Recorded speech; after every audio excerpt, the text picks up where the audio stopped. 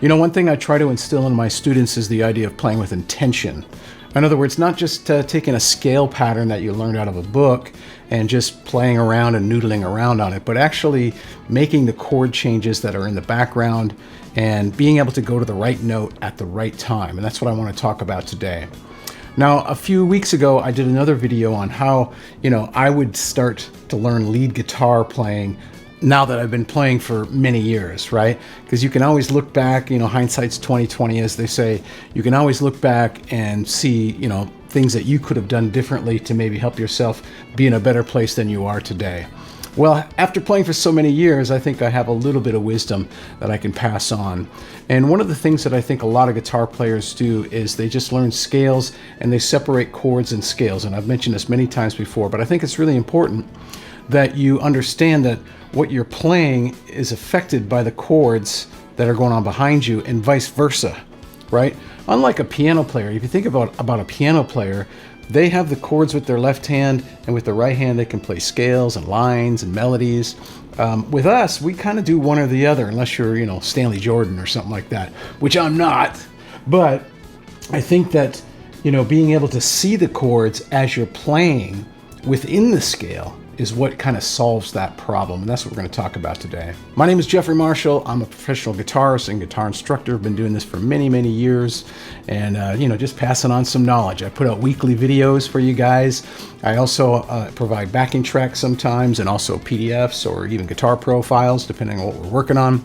And you can get all those at my Patreon site. Link is in the bio. It's just $5 a month, and there's already over 300 videos there. And of course, you'll get any new stuff that I present on my weekly YouTube videos. All right, let's jump in. Okay, so here I have a diagram of a major scale, and I'm doing everything in the key of D. I'm just trying to keep it consistent with some of my other videos.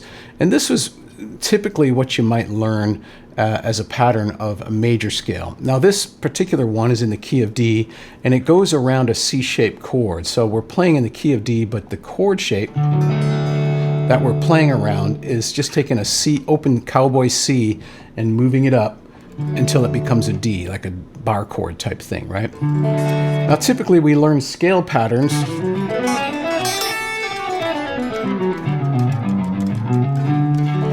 and that's great. You got to do that. Don't get me wrong. However, we're not really seeing chords in the process. We're just kind of seeing all these notes, and you always run the risk of noodling a little bit and maybe not landing on the right note at the right time. So, if I'm going to change to another chord, I want to make sure that I'm, on something that is relevant to that chord, even though I'm still in the key. And one of the ways I do that is I start out with the arpeggio, right? So if I look at the arpeggio, and the word arpeggio is always a dangerous word for guitar players because it conjures up, sweeping and shredding and all kinds of things like that. But just think of it as chord tones. These are just the tones of the chords separated. Those are good landing spots. Now, there's no hard rules. You can land on other notes, of course, if you like the sound of them and everything. But I think it's good to start from the chord and work your way up. Now, I can also, what I like to do is increase that to the pentatonic scale. And what that does is it gives me a few more color notes to play around with, right?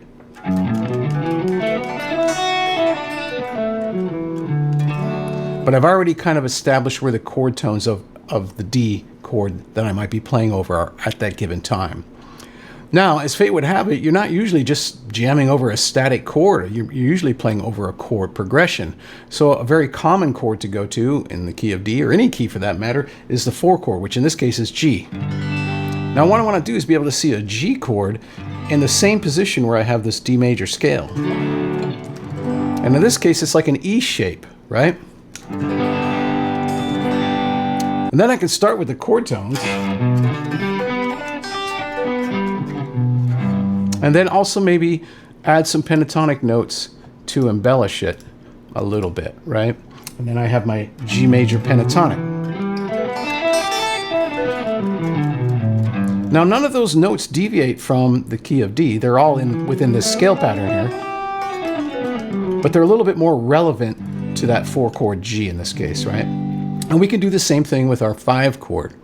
Okay, our 5 chord in the key of G is A. And we can see that like a G shape, right? It's like we take a G chord and we move it up and kind of turn it into a bar form. So we can see the chord tones.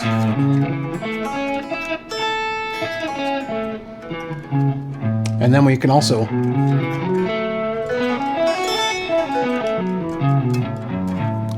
see the pentatonic scale around it, which gives us a few more embellishments. Now, in the background of all three of these things is this. You can still play some of these notes, right? But again, we want to get away from that noodling. We want to play with intention. So we want to start simple. So I have a little backing track that I've developed, and it basically goes 2 measures of D, 2 measures of G, 2 measures of A, and then back to D for 2 measures, and then just resets and loops. This is a great way to practice this. So what I would probably do is I would start that backing track, and I would probably start with maybe the arpeggios first, right? And just playing only just the notes of the arpeggio through that chord change. Starting with D.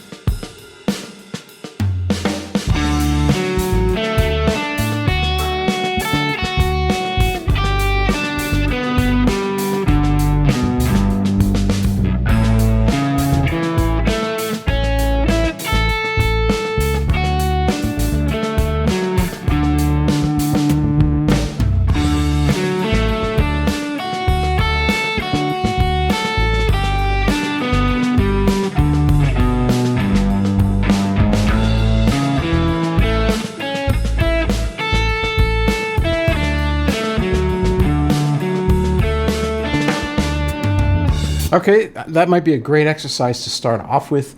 Of course, it's not super musical or super exciting. These are exercises, and we'll talk a little bit about embellishments and stuff as time goes on. But let's go to the pentatonic scale. So now I want to flesh out, before I start playing, I want to flesh out my pentatonic scale for each chord. Here's D major. Here's G major. And then A major. Back to D, right? So by doing that ahead of time, you know, I'm just kind of setting myself up for success. And I'm going to play relatively sterile, kind of, you know, exercisey at first. And then we'll talk about some notes we can bend and maybe even some chromatic stuff to make it just a little bit hipper.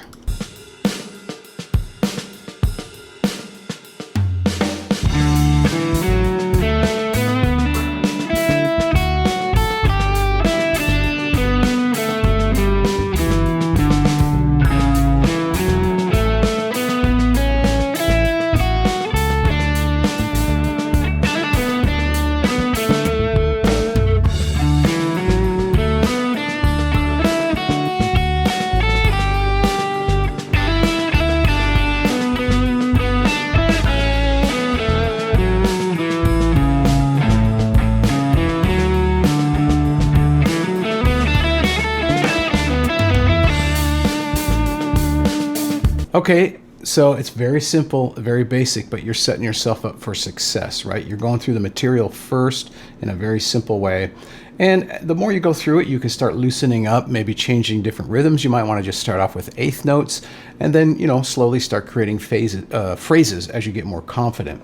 Of course, you know, as time goes on, then you want to start also introducing some mojo, right? Like some slides and some bends and some hammer-ons and pull-offs, things that attracted you to the guitar in the first place, that emotional stuff. But if we start there, which a lot of times we do, we end up maybe perhaps missing out on the opportunity to make the changes, okay?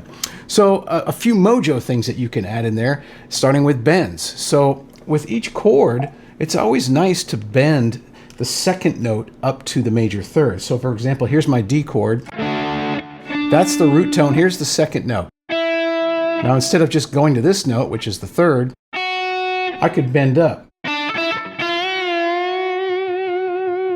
Right? And you know, that gets me a little bit of mojo, a little bit of...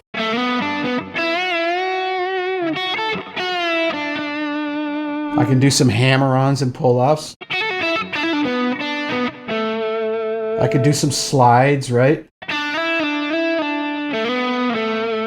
So these are things you want to add in there too over time. Now, if I go to the G chord here, same thing, I can bend the two. So in this case, here's the G. I could bend the 2 up to the major third. And then also on the A chord, I could bend the 2, which is B in this case, on the 3rd fret here.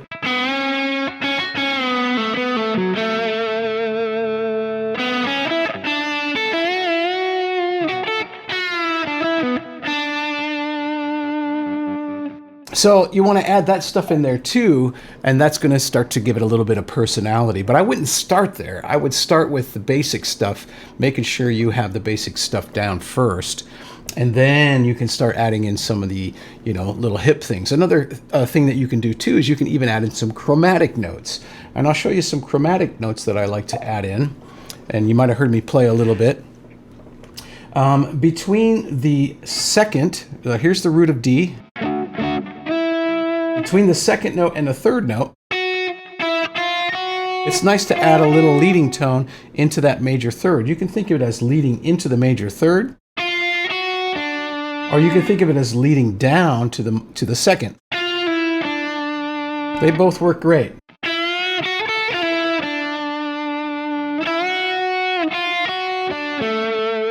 So that's another place where you can add some chromaticism between the second and the major third. So for the G, right there's my major third, here's my chord, here's my major third, here's my bend that 2 up.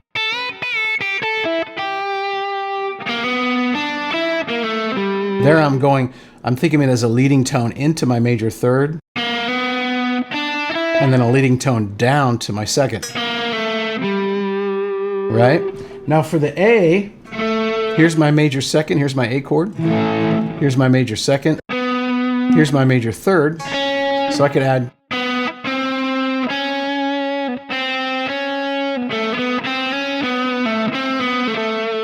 right? I add a little bit of chromaticism in there, along with, some bends and things.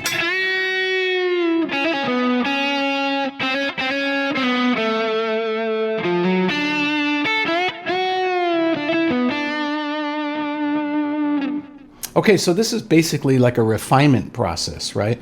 And I'm only doing it with one pattern here, but over time, I might make this a little series, and I'll do it with each pattern.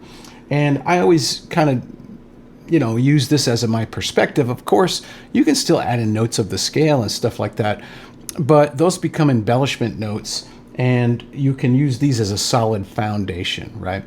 So, this is basically the cage system, right? And one of the things that a lot of people don't talk about with the cage system is not only just being able to see the 5 boxes off of the 5 chord shapes, but also being able to play in different positions and being able to see the different chords over the top of each other.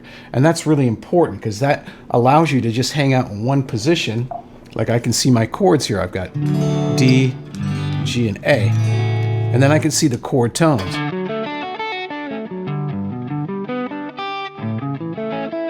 Right? And then I can see a basic sound like a pentatonic scale for each one.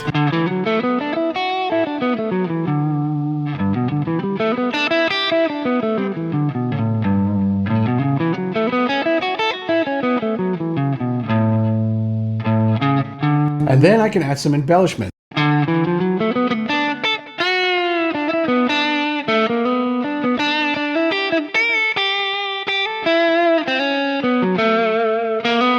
Right? And so you can hear the chord changes in my lines there, right? So now I'm incorporating some of those chromatics and some bends.